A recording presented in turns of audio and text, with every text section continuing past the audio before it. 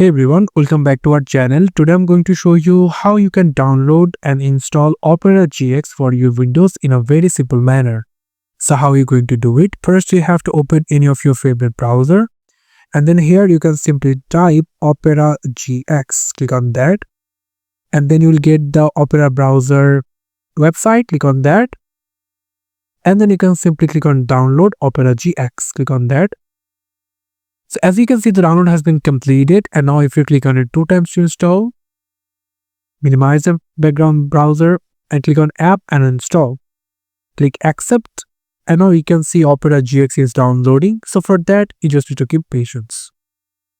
And as you can see, the download and install is completed, and now your Opera GX is open in your computer. And as you can see, the interface is so cool. It looks like it's a gaming one. It's looking very cool over here, so we're going to click next every time, and that's it. Your Opera GX is opened. So now if you type anything, like I'm going to type for YouTube, click enter, and as you can see, the YouTube is running in my computer.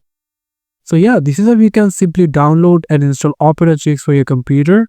Thank you so much for watching this video. I hope to see you for other videos. Till then, goodbye.